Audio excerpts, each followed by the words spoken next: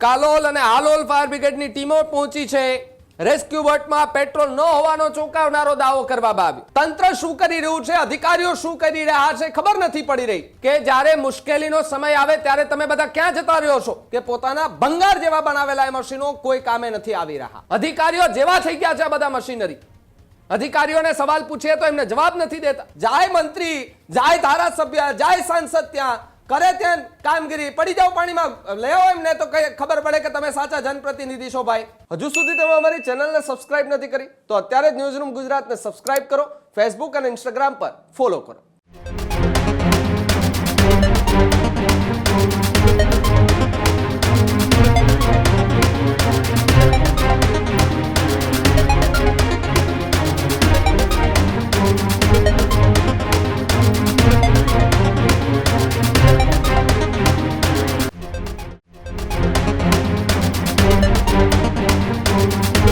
સમાચારોમાં વિગતવાર વાત કરીએ તો સમાચાર પંચમહાલથી મળી રહ્યા છે કે જ્યાં કરાડ નદીમાં કામ ચાલુ હતું તે દરમિયાન અચાનક પાણીનો પ્રવાહ વધે છે અને પાણીના પ્રવાહમાં હિટાચી મશીન ઊંધું વળી જાય છે, તણાઈ જાય છે। કરાડ નદીમાં હિટાચી સાથે બે ઓપરેટરો ફસાઈ ગયા। લગભગ 3:30 થી 4 વાગ્યાની આસપાસની આ ઘટના છે। હજુ પણ ઓપરેટરો ફસાયેલી હાલતમાં છે। ઓવરબ્રિજના કામ દરમિયાન આ ગંભીર ઘટના બની છે જ્યારે પાણીના પ્રવાહ વચ્ચે ઓપરેટરો જોખમી સ્થિતિમાં ફસાઈ ચૂક્યા છે। ઘટનાને 3 થી 3.5 કલાક વીત્યા છતાં પણ કોઈ કાર્યવાહી ન કરવામાં આવી। કાલોલ અને હાલોલ ફાયર બ્રિગેડની ટીમો પહોંચી છે। રેસ્ક્યુ બોટમાં પેટ્રોલ ન હોવાનો ચોંકાવનારો દાવો કરવામાં આવ્યો।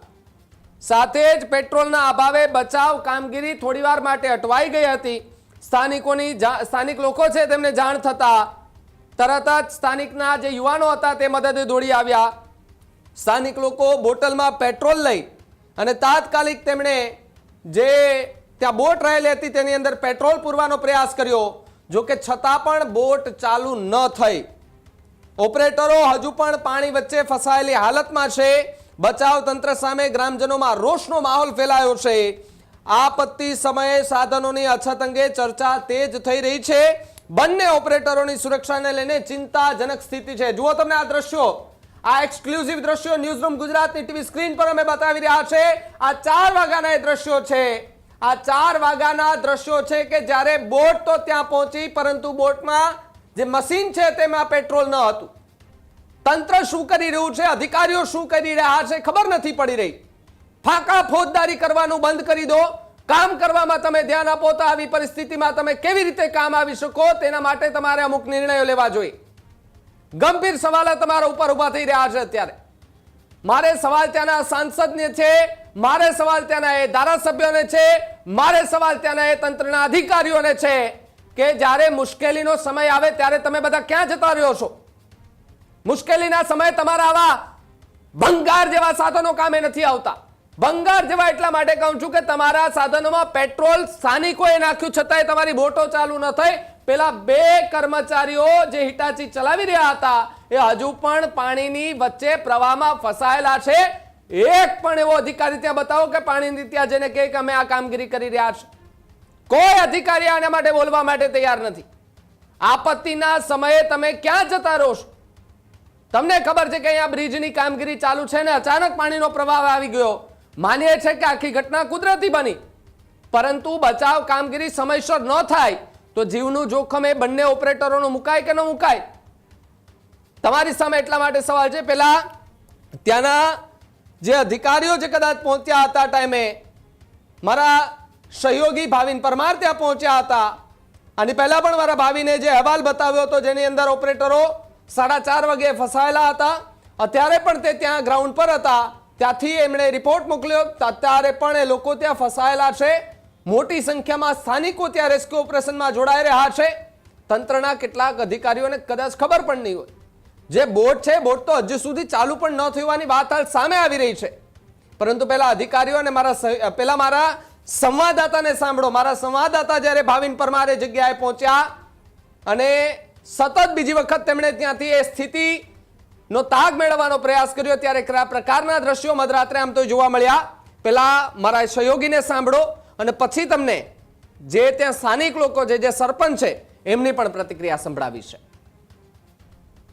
પંચમહાલ જિલ્લાના કાલોલ તાલુકાના બાકરોલ ખાતે છેલ્લા 4 કલાકથી જે છે કરાડ નદીની અંદર હિટાચી મશીન લઈને જે ઓપરેટરો નીકળતા હતા અને છેલ્લા 4 કલાકની અંદર દ્રશ્યોમાં જે પ્રમાણે જોઈ શકીએ છીએ એ બંને ઓપરેટરો જે છે એ છેલ્લા 4 કલાકની અંદર ફસાયા છે અને ત્યારબાદ અહીંના જે સરપંચ દ્વારા સ્થાનિક વહીવટીતંત્રને પણ જે છે એ જાણ કરવામાં આવી હતી અને ત્યારબાદ હાલોલ અને કાલોલનું ફાયર ફાઇટરની ટીમ ઘટના સ્થળે આવી હતી અને જે ફાયર ફાઇટરની ટીમ જે ઘટના સ્થળે આવી હતી તે બોટ લઈને આવી હતી।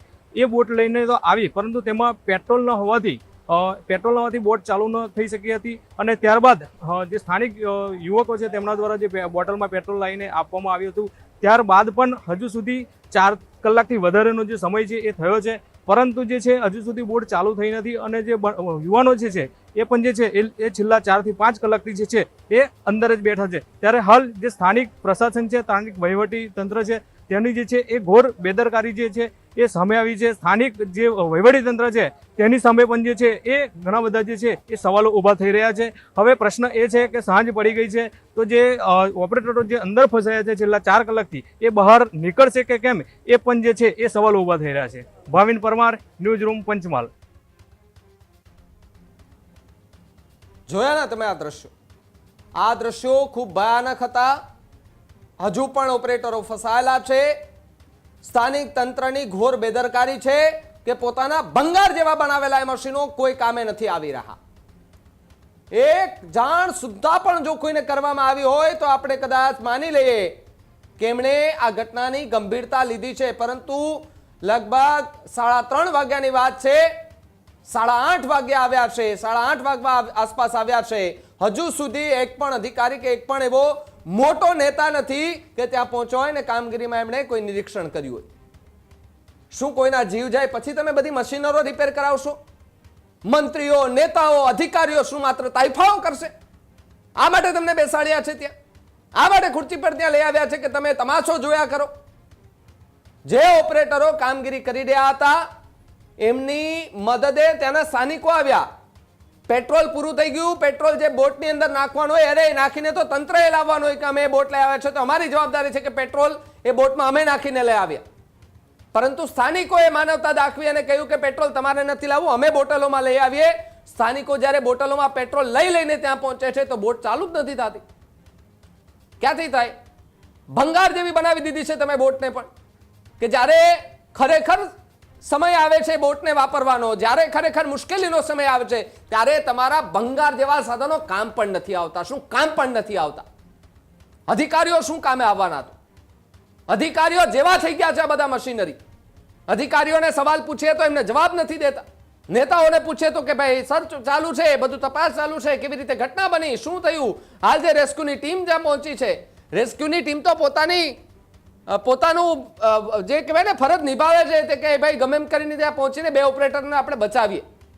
હવે તમે સાંભળો સરપંચ સહિતના જે લોકો ત્યાં શું કહી રહ્યા, પછી તમને એ આખી ઘટનાને લઈને શું ચર્ચાઓ થઈ રહી છે એના વિશે વાત કરીએ।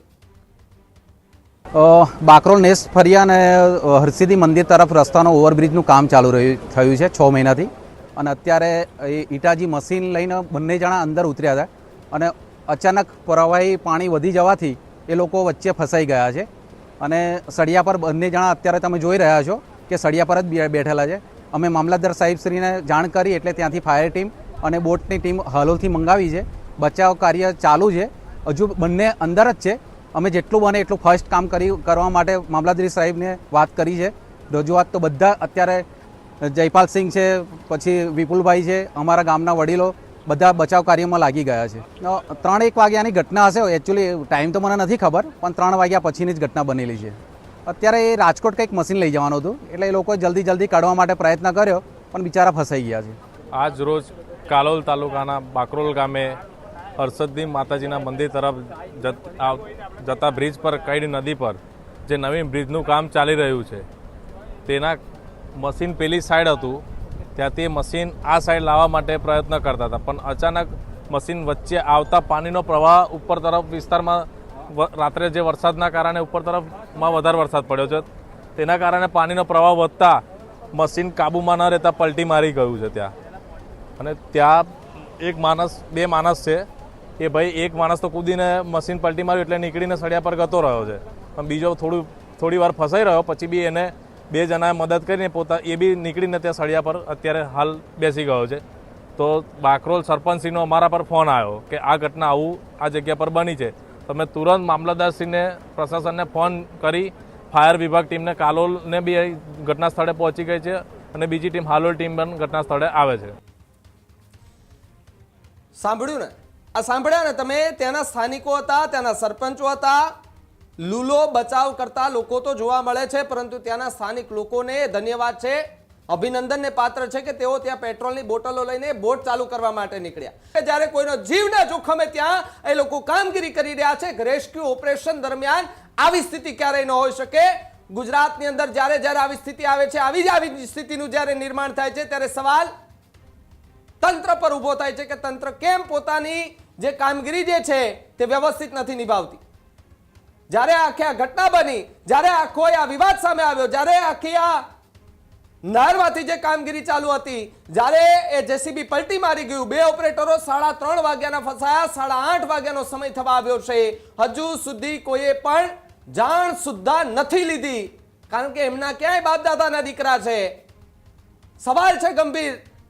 જાય મંત્રી, જાય ધારાસભ્ય, જાય સાંસદ, ત્યાં કરે ત્યાં કામગીરી, પડી જાવ પાણીમાં, લેવો એમને તો ખબર પડે કે તમે સાચા જનપ્રતિનિધિ છો ભાઈ. ગંભીર સવાલ તમારા ઉપર એટલા માટે ઉભો થાય છે કે તમારી પાસે જે સાધન સામગ્રી છે તમે એનો ઉપયોગ પણ નથી કરી રહ્યા. જ્યારે આફત આવે છે ત્યારે તમે બધા દોડો છો, તાળા તોડીને દોડો છો. અમારી પાસે બોટ છે, અમારી પાસે ફાયર બ્રિગેડ છે, અમારી પાસે અધિકારીઓ છે, અમારી પાસે ફલાણું છે, અમારી પાસે ઢીકણું છે. એટલે તમારી પાસે બધું છે, પણ બધું ભંગારના બારોબાર છે. તમે કોઈનો જીવ પણ નથી બચાવી શકતા. આ બરાડા પાડવા પાછળનું કારણ એટલું છે કે જો તંત્રએ વહેલી સુદ્ધા જાણ કરી હોત અને તંત્રએ ત્યાં વહેલું પહોંચ્યો હોત તો સમયસર કાર્યવાહી થાત અને ઓપરેટરો હજુ જે ફસાયેલા છે એ કાંઠે આવી અને રાહતનો શ્વાસ પણ લઈ શકાય. પરંતુ તમારી સામે એટલા માટે સવાલ છે, ખેર આ સવાલ હવે નથી કરવો. તંત્ર ક્યારે કામગીરી કરશે ને આ લોકોને આજના દિવસમાં એ રેસ્ક્યુ કરી લેવાશે કે કેમ, એ પણ એક સવાલ છે. ત્યારે એ જોવાનું રહ્યું કે આખી ઘટનાને લઈને હવે આગામી સમયમાં શું નવી આ લોકો રણનીતિ સામે આવી અને નવા શું જવાબો આપે છે. ખેડૂત ભાઈઓ છે ખેતરમાં ડ્રોન ઉડાવતા હોય છે ત્યારે આપણે એક પ્રશ્ન સતાવતો હોય છે કે જે આપણે અત્યાર સુધી જીપીએસ ટેકનોલોજી વાળા ડ્રોન વાપર્યા છે, જેથી કરીને મોબાઈલ ટાવર છે અથવા તો હાઈ ટેન્શન લાઇન પસાર થતી હોય, કોઈ વૃક્ષો હોય, ત્યારે જે જીપીએસ ટેકનોલોજી વાળા ડ્રોન છે એમાં ટકરાય અને ટ્રેસ થાય છે. પણ એગ્રીવન લાવ્યું છે જીએનએસએસ ટેકનોલોજી ડ્રોન, જેથી કરીને એ ડ્રોન છે એ કોઈ જગ્યાએ ટકરાય નહીં, પોતાની રીતે જ ડિસિઝન લે છે ને મૂવ થઈ જાય છે. જેથી કરીને જીએનએસએસ ટેકનોલોજી ડ્રોન છે એ વાપરવાનો આગ્રહ રાખો. હજુ સુધી તમે અમારી ચેનલને સબસ્ક્રાઇબ નથી કરી તો અત્યારે જ ન્યૂઝરૂમ ગુજરાતને સબસ્ક્રાઇબ કરો, ફેસબુક અને ઇન્સ્ટાગ્રામ પર ફોલો કરો.